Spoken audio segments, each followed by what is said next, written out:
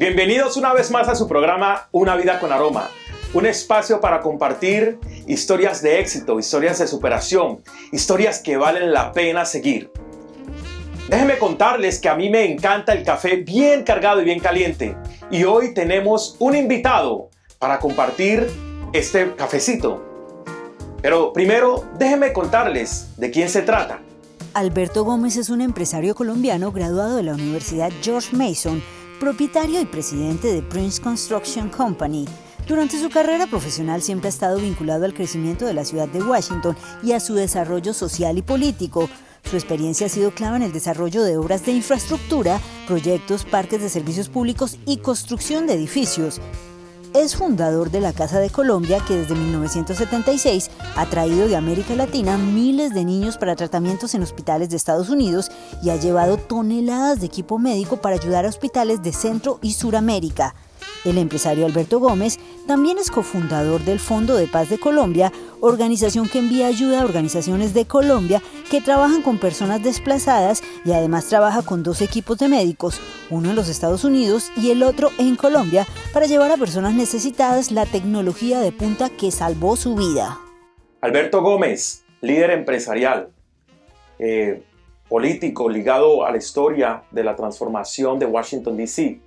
De hecho, el Washington Journal Review le llama el hombre de hierro. Dígame, cuéntenos un poco de eso. John, yo tuve la suerte, la bendición de llegar en un momento a Washington en que todo comenzaba a ocurrir de manera trascendental. Washington acababa de enterrar a Martin Luther King, las comunidades todavía estaban muy heridas, y en 1973 la ciudad comenzó la transición de Home Rule, que es como una especie de autodeterminación, donde iba a elegir su propio consejo, su propia board de educación, es decir, la Junta de Educación, y también iba a elegir a un alcalde. Siempre el líder de la ciudad fue nombrado por el Congreso. Y ese cambio me tocó a mí, y entonces yo soy como, desde ese tiempo, o comencé como el más joven de los viejos, y ahora soy el más viejo de los jóvenes. Se volteó un poco la torta. Así entonces comencé desde temprano con los que en ese momento eran los líderes de la comunidad hispana: Luis H. Vidaña, Perche Rivas, Carlos Rosario. Los demás vinieron después. Y de ahí es mucha la gente que ha sobresalido en liderazgo, en trabajo comunitario, y Washington DC ha sido bendecida en el sentido de que todo el liderazgo latino ha permanecido muy unido, o por lo menos ha sido longevo, ha durado mucho tiempo viviendo en la ciudad. No ha sido un liderazgo transicional de 1 o 2 años. No, aquí yo llevo 50 y pico de años, 53 años, y he tenido varias vidas, y lo mismo muchos otros también han pasado. Yo he tenido unos pilares firmes en mi vida, que son la educación, la vivienda y el desarrollo económico. Desde muy temprano aprendí de que mientras se hablaba de civil rights en la comunidad hispana, teníamos que pensar en silver rights, en los derechos de silver, no de civil rights, y que el gobierno no iba a poder darnos todo lo que necesitábamos, había que trabajar. Y entonces el lado de la empresa era mucho más importante para lograr eso que el lado de la empleomanía, sobre todo porque los latinos no controlábamos la administración. La nueva administración venía hambrienta de poder, hambrienta de empleomanía, hambrienta de surgir en lo administrativo municipal. Y los latinos no teníamos los números en ese momento para exigir nada, o no mucho, pero sí teníamos unos compañeros que trabajaban bastante, ¿no? Los que les nombré. Perche Rivas se dedicó a Maryland, Luis H. Vidaña en Virginia, y Carlos Rosario en Washington. Y de ahí se vino un chorro de gente trabajando bajo esos tres líderes. Bueno, una cosa más es que usted ha sido testigo de el crecimiento, el tremendo crecimiento que ha tenido la ciudad de Washington. Y también ha sido partícipe de los movimientos políticos. Trabajó con el exalcalde Marion Barry. Bueno, diferente era la situación en los 70, 80 y 90 de Washington, D.C. Y ahora, en el 2023, podemos decir, ¿cuáles son los cambios que usted ha visto y cuáles las diferencias? ¿Cuáles son las diferencias? Cuando entró Marion Barry, la comunidad hispana se oficializó políticamente. Lo primero que hizo el alcalde fue crear a la oficina del alcalde para asuntos latinos con una ley fija que le daba poder de sopina, le llaman acá, que hubiera una comisión y que hubiera una oficina, un staff. Durante Washington hubo una oficina de asuntos, pero no tenía la autoridad que le otorgaba la ley creada durante el tiempo de Marion Barry.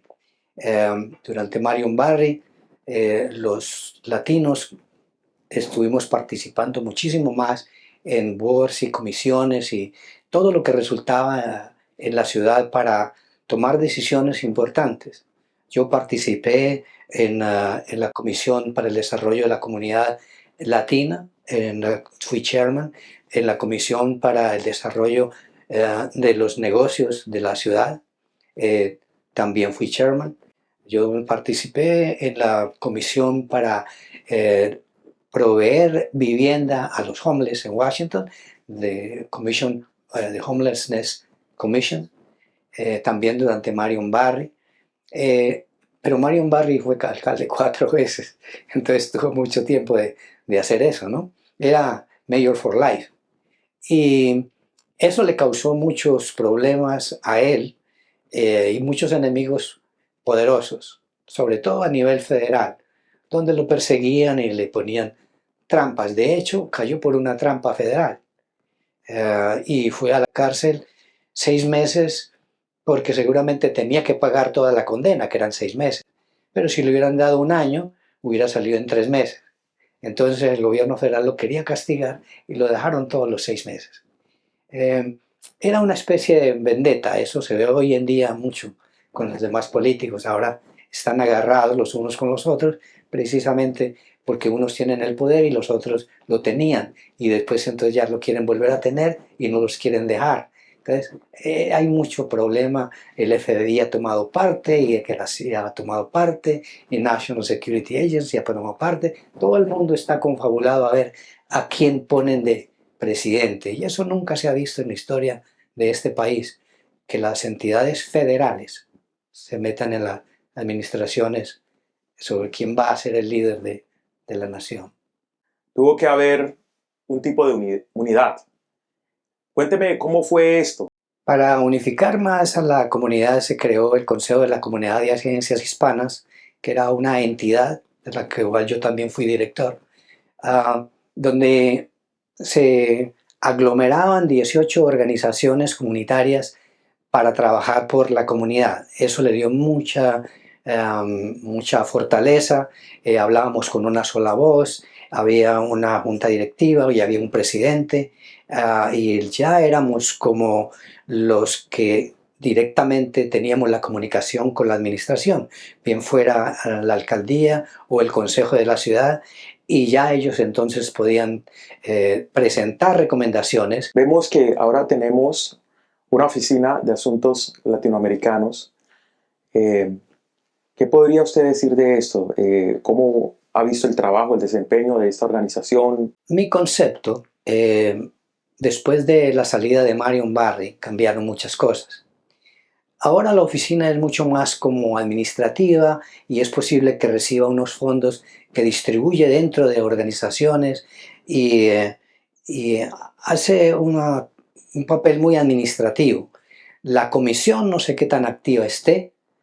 Cuando yo estaba en la comisión, era su chairman, hicimos estudios de la situación económica en la comunidad, del crecimiento económico de la comunidad, de la composición económica de la comunidad, de cómo estaba creciendo, si de manera vertical o horizontal, es decir, si los que tenían negocios tenían más negocios o si había más gente con más negocios. Eso es horizontal, más gente con más negocios o la misma gente con más negocios, es vertical. Y sí encontramos que ambas cosas estaban ocurriendo, pero en concentración de tipos de negocio. Había más gente que tenía más restaurantes, es decir, un solo dueño tenía 2 o 3 restaurantes. En la construcción era diferente. Una compañía de construcción es muy compleja, así que alguien tenía una compañía y tenía que dedicarle todo el día, toda la noche a la compañía. No podía darse el lujo de tener muchas compañías. A veces 2, pero rara vez 3. También usted ha participado no solamente en la ciudad, sino que en diferentes proyectos humanitarios en Latinoamérica, Colombia. Sabemos que trabajó con la Cruz Roja Americana en diferentes tareas o labores de rescate que se efectuaron, ¿no? Cuéntenos un poco de eso. Yo creo que nuestro énfasis en la comunidad como organización, porque yo organicé a Casa de Colombia con otro grupo de compañeros colombianos, también organizamos el Colombian Peace Fund, también organizamos un comité ad hoc político para ayudar a Colombia en las temporadas de certificación, porque teníamos muchos amigos. En lo de Casa de Colombia, que todavía existe y está funcionando, teníamos Casa de Colombia en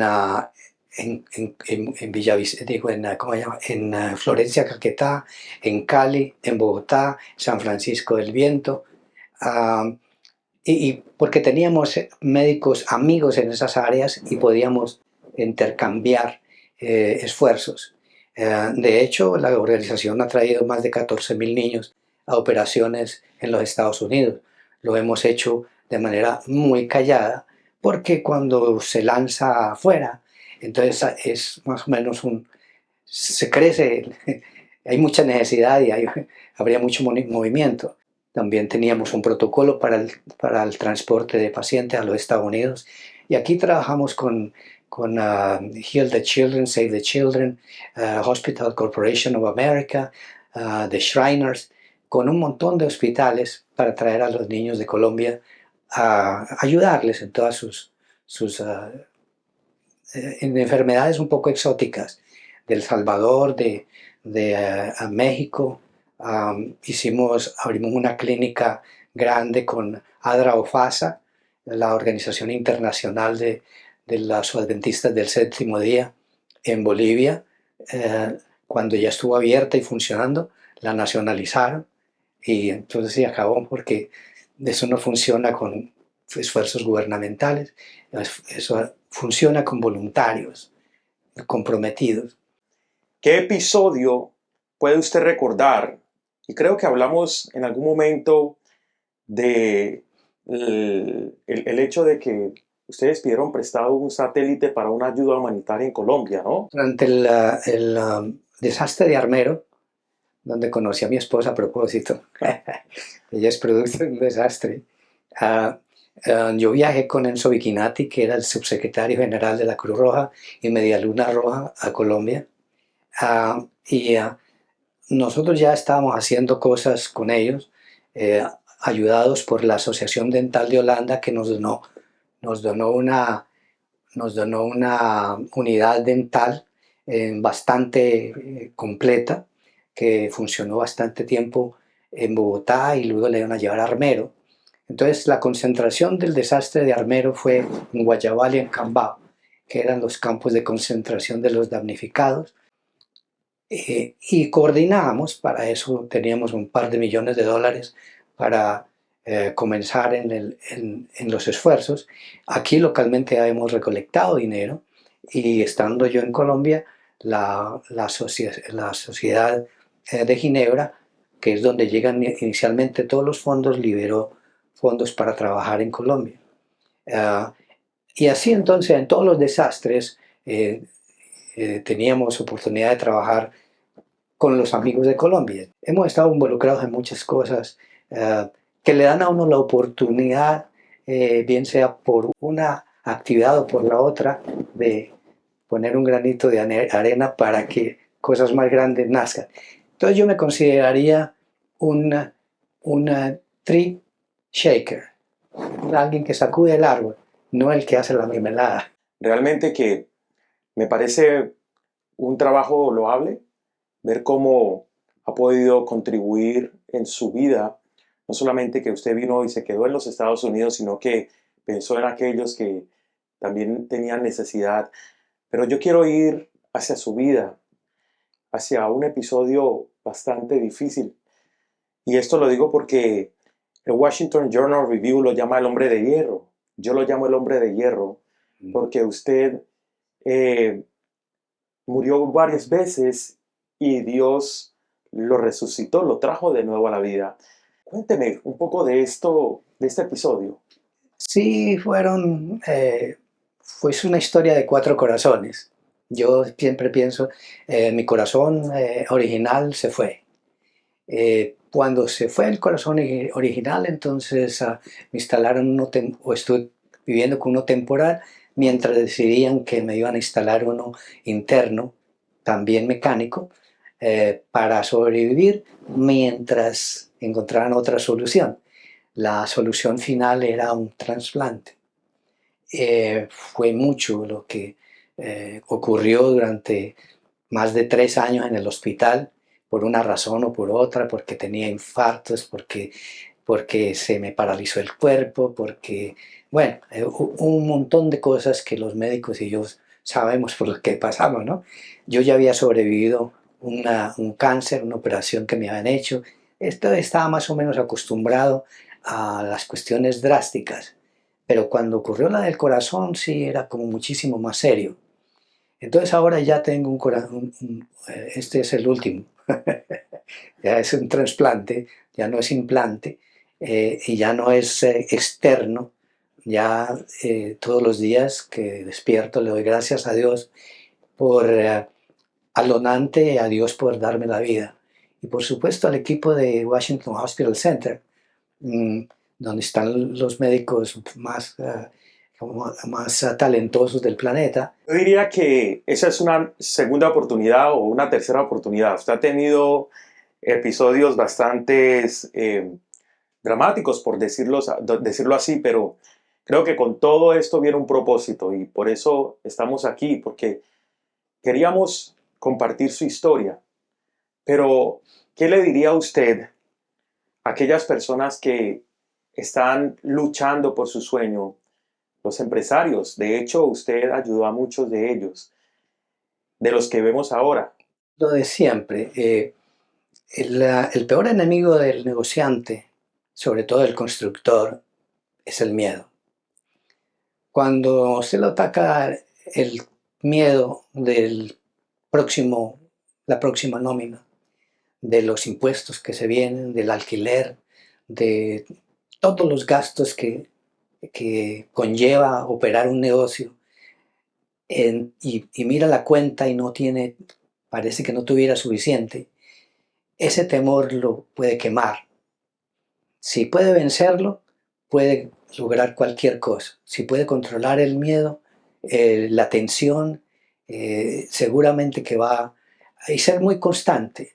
Yo todos los días que llegaba a la oficina a las 5:30, 6 de la mañana, entonces me metía a la computadora a conseguir trabajo. Y conseguía trabajo para varios. Para mí también. Pero todos los trabajos que yo pensaba que no me interesaban, entonces los sacaba por fax y se los mandaba a los amigos. Y algunos que no tenían desde dónde operar, operaban desde mi oficina. Y ahí hay varias compañías, algunas que han crecido muchísimo. Hay una hay una supremamente grande que nació en la cocina de mi oficina. Y Y ahí nacieron muchas. Lo que yo pensaba siempre era que era mejor tener amigos dentro del gremio que tener competidores o adversarios. Porque el amigo mm, le puede ofrecer a uno soluciones, el adversario no, el enemigo menos. Entonces es mejor ser colegas. Y por eso desde que estaba en el gobierno creí en la Asociación de Contratistas. Soy todavía chairman emeritus de la asociación. Eh, y era siempre a través de la amistad, de decirles dónde están las oportunidades, qué podían hacer, qué no debían hacer, todo eso. El negociante que es muy egoísta, el negociante que compite y que es adversario, no dura mucho. Se puede hacer rico, pero no crea riqueza. Es muy fácil hacerse rico, pero es muy difícil, más complicado, hacer riqueza. Y riqueza implica hacer que otros disfruten del mismo nivel, del mismo sistema, de la misma industria, a un nivel que ni usted mismo pueda gozar, pero que usted quiere que todos gocemos de alguna manera. Entonces eso es crear riqueza, crear el ambiente, crear la camaradería, que nadie piense en usted y diga, ese tipo me cae gordo, ¿sí? Sino que diga, ah, sí, tengo que llamarlo, ¿no? Voy a llamarlo vamos a tomar un café o almorzar o cualquier cosa. Siempre estuve dispuesto a almorzar y a tomar café y a que vinieran a mi oficina y si necesitaban algo, una herramienta, un pedazo de equipo, cualquier cosa, no había ningún problema. A mí no me iba a afectar negativamente el ayudarle a otro. Pensaba que al contrario, era un aliado más, como se dice, down the road, ¿no? En un mes, en un año, tal vez nunca, pero también pensaba que no sería el individuo que me echaría una zancadilla, como decimos. Hay un versículo que dice, lo que tú siembras, de eso cosecha. ¿Cree que todas esas oportunidades que usted ha tenido en su vida es por lo que usted ha sembrado en muchos, lo que usted ha sembrado en la humanidad? A mí me ha preguntado qué se siente cuando uno se muere, porque 3 veces, yo soy católico, así que mi sacerdote vino 3 veces a darme los santos óleos. La última vez llegó tarde y yo le dije al Señor que me llevaba a la camilla para el trasplante final, que me diera, que me diera un tiempito con el cura. Y entonces me aplicó los santos óleos por 3.ª vez. Y le dije, Padre, yo lo voy a ver más tardecito. Pero como ya había ocurrido antes, entonces decía, sí, yo sé que ya tiene suficiente. Ah, y, y ¿qué le digo? Es muy satisfactorio cuando uno está en el trance de muerte y, y estar experimentando lo que dirían es muerte y ver rostros. Y uno ve rostros de diferentes, con diferentes gestos. Y uno sabe cuándo hizo mal y cuándo hizo bien, porque así mismo lo miran a uno. Entonces yo prometí que jamás, jamás le negaría a nadie lo que me pidiera si lo podía hacer. Que jamás le negaría ni una llamada, ni una reunión, ni un favor, ni nada a nadie desde que, desde que pudiera satisfacerlo, ¿no? Porque es una manera más de vivir.